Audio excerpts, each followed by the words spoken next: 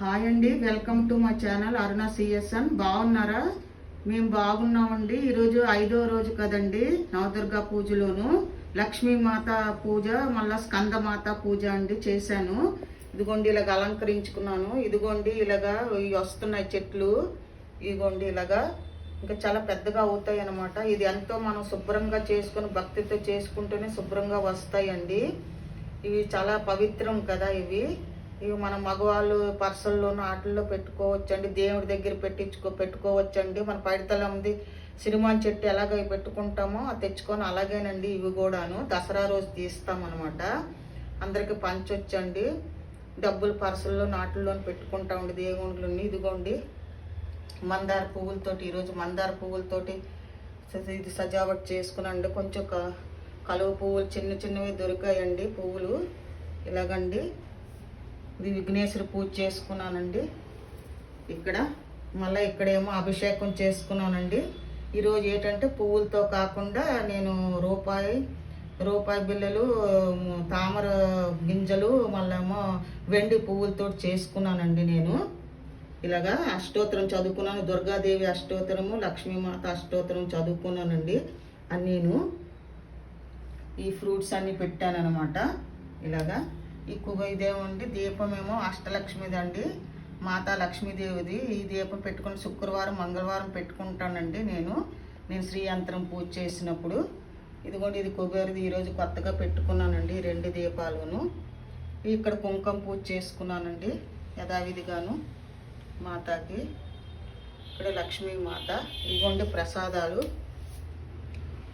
ఇదిగోండి దద్దోజనం పెట్టాలండి ఈరోజు. పరమాన్నం అండి. లక్ష్మీమాతకి వడపప్పు బెల్లం ఇష్టం కదండి. ఇంకా కొబ్బరికాయ అదేనండి. ఇదేనా మళ్ళీ అన్నం వండుతానండి. పప్పు వండాను, కూర వండుతానండి. అది కూడా తర్వాత పెడతానండి. ఇది పొద్దున్నే అనమాట ఈ ప్రసాదాలు చేశానండి. ఇవన్నీ చేసుకున్నానండి. ఇలాగా మాతాని ఇలాగ అలంకరించుకున్నాను. స్కందమాతను పూజిస్తే చాలా శుభం జరుగుతుందండి. పిల్లలకి అనారోగ్యాలు ఉన్నా, ఏ స్కిన్ ఇది ఉన్నా, లేకపోతే ఏ జబ్బులున్నా కూడా పోతాయండి. ఎప్పుడు కాపాడుతుంది మాత.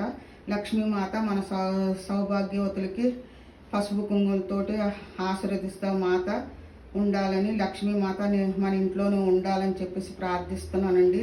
అన్ని అష్టలక్ష్ములకి మనం పూజించుకొని ఒక ధనలక్ష్మి మాతయే కాదు, మనం ధనలక్ష్మి, ధాన్యలక్ష్మి, సంతాన లక్ష్మి, ధైర్యలక్ష్మి, అన్ని లక్ష్ములకి మనం చేసుకోవాలండి. ధాన్యం లేకపోతే మనకు పాడి పంటలు అభివృద్ధి చెందకపోతే మనకు తినడానికి ఉండదు కదండి. అలాగే ధైర్యం లేకపోతే మనం ఏ పనుల్లో కూడా మనం సాధించలేమండి. ధైర్య సాహస లక్ష్మి అన్నారు కదా, అందు గురించనే ధైర్యం ఉండాలండి. విద్యాలక్ష్మి, విద్య లేకపోతే మనం ఏది కూడా చేయలేమండి. మన పిల్లల కాలికి బాగా విద్య రావాలి. మనం అంత ఎక్కువ చదువుకోకపోయినా కొంతమంది మన పిల్లల్ని చదివిస్తున్నామండి. ఇప్పుడు ఆ మాత అనుగ్రహం వల్ల విద్య ఉండాలండి. గజలక్ష్మి అంటే అన్ని లక్ష్ములకి మనం పూజించాలి. పూజించిన తర్వాత మనం ఒకరిని దూషించకూడదండి. ఇంకొకరి మీద నిందలు వేయకూడదు. మనము ఇంకొకరిని చూసి కుళ్ళుపడకూడదండి. లేకపోతే లక్ష్మీమాత మనకు నిలబడదు. మాత కోపగించుకొని వెళ్ళిపోతుంది అనమాట. అందు గురించి మనం ఎవరి గురించి మనం చెడుగా ఆలోచించకూడదండి. అన్నీ బాగా జరగాలని వేడుకోవాలని అందరికీ, మన పక్క వాళ్ళకి, అందరికీ, చుట్టాలకి, అందరికీ ఎంత మనకి పడకపోయినా కూడా వాళ్ళని దూషించకూడదండి. ఎవరి పాపం వాళ్ళదే అవుతుంది. అందు గురించి మనము పూజ చేసిన తర్వాత ఎవరిని ఇది అవ్వకూడదు. అసలు ఈ నవదుర్గా పూజ చేసినప్పుడు కానీ ఏదైనా మనం కలసి పెట్టినప్పుడు ఇంకొకరి మీద ఏది కూడా చెడుగా ఆలోచించకూడదండి. ఇదండి, మీరు కూడా చేసుకున్నారు అనుకుంటాను.